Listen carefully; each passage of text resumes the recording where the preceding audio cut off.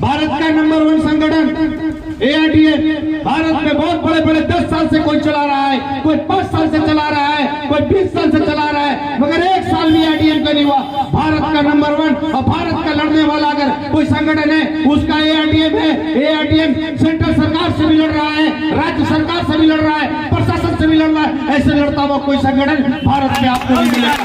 Challenge करके बोलता है आपको कोई संगठन नहीं मिलेगा।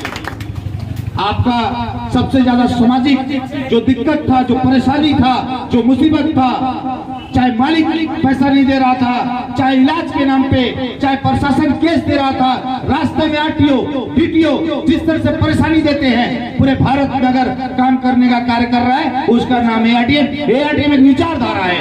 आपका एआईडीएम, हमारा एआईडीएम, हम सब का एआईडीएम, पूरे भारत का एआईडीएम है। याद रखना होगा हम लोगों को, ये पूरा भारत का एआईडीएम है।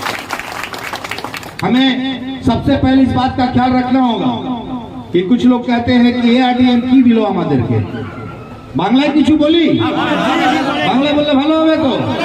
আমি কলকাতা ওয়েস্ট বেঙ্গল আপনারা দেখেছেন, আমি দক্ষিণ দিনাজপুর, উত্তর দিনাজপুর, জলপাইগুড়ি, মুর্শিদাবাদ, মালদা প্রত্যেক জেলায় জেলা রাউন্ডিং করি। 24 পরগনা, কলকাতা আমি থাকি।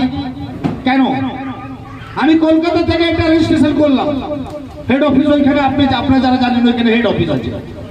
ওয়েস্ট বেঙ্গল পুলিশ ভারতবর্ষের সব থেকে ডেঞ্জার, সব থেকে সমস্যা বেশি আমাদের ওয়েস্ট বেঙ্গল পুলিশ করে। মমতা ব্যানার্জিকে চ্যালেঞ্জ করে বলেছিলাম পুলিশকে সামনে নিন, নাহলে আমরা রক্ত দিয়ে লড়াই করবো। প্রশাসন সঙ্গে এটা মাথা রাখতে হবে আপনাদেরকে। আমরা ভারতবর্ষে এআরডিএম সৈনিক, আমরা ড্রাইভার সমাজের যে পিছা পড়া মানুষ, যে সব থেকে পিছু আছে আমাদের ড্রাইভার সমাজ, তাকে কি করে আনতে হবে, তার জন্য কি করে লড়াই করতে হবে, এটাই নিয়ে আমাদের লড়াই। আজকে ওয়েস্ট বেঙ্গলে আমাদের অনেক জেলা হয়ে গেছে, অনেক জেলা এখন হয়নি, অনেক সমস্যা আছে। আপনি জানেন 1 বছর হয়নি, মুশকিল সে 6 মাস 7 মাস হয়ে গেছে সংগঠনকে ওয়েস্ট বেঙ্গলে। তারপরে আসাম ঢুকে গেল, তারপরে ইউপি ঢুকে গেল। কেন কি হচ্ছে? বিহার ঢুকে যাচ্ছে, কিসের জন্য? কি দেখে ঢুকছে মানুষ? কিছু তার মধ্যে আছে, মধ্যপ্রদেশ অন্য অন্য সংগঠন আমাদের লোগো লাগাচ্ছে। কেন?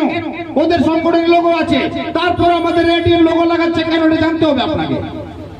আমাদের সংগঠনে কাজের মধ্যে নম্বর 1 ভারতবর্ষে, কাজের মধ্যে নম্বর 1 আমরা। एआईडीएम में एआईडीएम का काम बोलेगा বলেছিলাম।